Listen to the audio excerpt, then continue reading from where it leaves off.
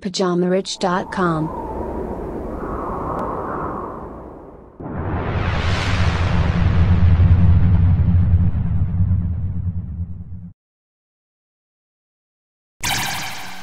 Bonjour à tous et bienvenue sur ce nouvel épisode du Richcast de Pyjama Rich TV. Moi c'est Jeff et je serai ton hôte sur toute la durée de cet épisode. Donc si tu es nouveau et que tu viens de nous rejoindre, pense à t'abonner à la chaîne en cliquant sur le bouton rouge s'abonner et n'oublie pas d'activer les notifications pour être prévenu dès qu'il y a du nouveau contenu. Le sujet du jour s'intitule « Surveillez vos finances pour en savoir plus ». Un élément très important pour la création de richesse est la mesure de vos finances.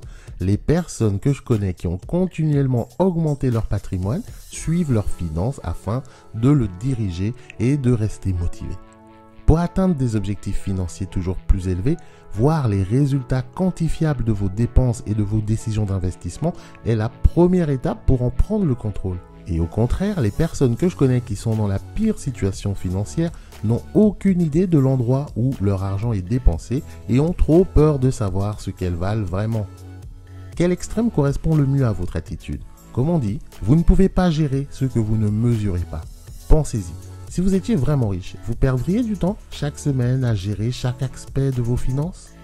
Eh bien oui, parce que si vous souhaitez améliorer votre situation financière, une méthode de gestion et de suivi de l'argent est requise.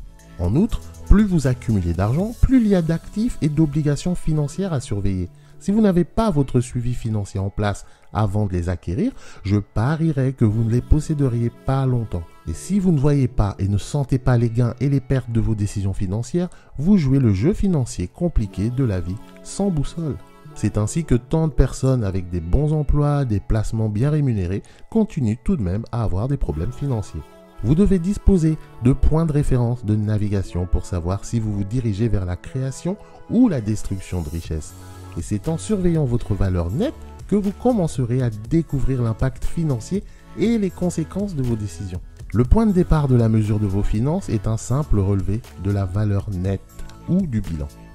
Si vous n'avez jamais entendu parler de ce terme, il s'agit d'une liste du prix actuel du marché de tout ce que vous possédez et de ce que vous devez aux autres. Et la différence entre ces deux chiffres s'appelle votre valeur nette, tout simplement.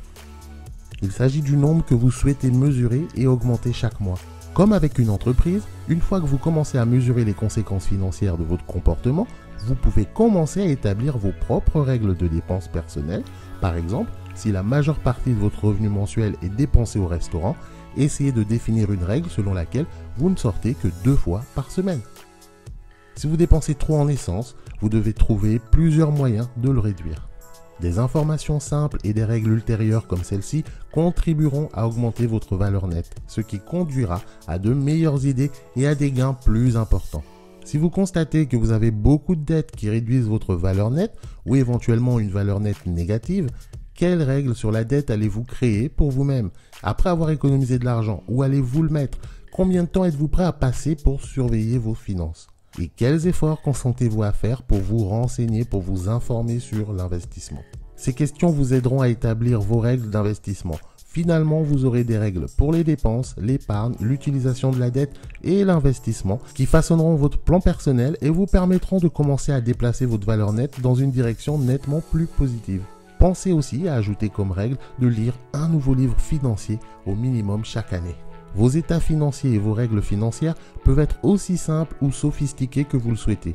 Si vous continuez à faire des pas en avant, il ne sera peut-être pas très compliqué d'avoir des règles spécifiques pour la planification de la retraite, les implications fiscales, la structuration d'entités, l'évaluation d'immobilier de placement, des listes de contrôle pour l'achat de sociétés, etc., etc.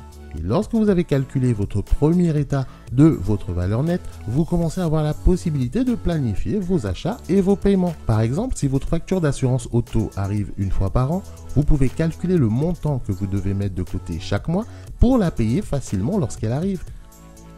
De même, si vous achetez une nouvelle voiture, vous serez beaucoup plus heureux de planifier les coûts initiaux avant de vous faire presser à la fin du mois et de payer quelques factures en retard. Une fois que vous êtes à l'aise avec un état de la valeur nette, vous pouvez passer à un état des revenus et des dépenses. Passez ensuite à la projection de toutes vos déclarations et créer des scénarios tels que quel est pour vous votre objectif raisonnable en matière de revenus de retraite, De quelle valeur nette aurez-vous besoin et pour quand? Comment allez-vous augmenter vos revenus, augmenter votre épargne, augmenter votre retour sur investissement? Les réponses s'appuieront sur les habitudes financières, les outils et l'éducation que vous développerez. Mais tout peut commencer avec votre première déclaration de valeur nette. Pour ceux qui souhaiteraient faire le ménage dans leurs finances, découvrez comment en finir avec les dettes et le découvert bancaire, comment en finir définitivement avec les dettes, les découverts, comment épargner sans se priver et augmenter ses revenus efficacement. Vous trouverez le lien en partie description de cette vidéo. Ce sera tout pour moi aujourd'hui, j'espère que cette vidéo t'aura plu. Si c'est le cas, pense à me laisser un petit pouce bleu en dessous de cette vidéo.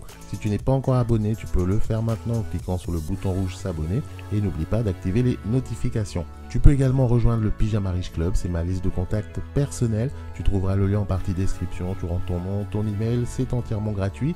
Tu auras accès à plus de contenu, plus de conseils et je t'offre également mon e-book sur comment créer un business pour moins de 500 €. Tout ça, ça se passe en partie description. On se donne rendez-vous au prochain épisode. Entre temps, prends bien soin de toi, bon courage, allez, salut.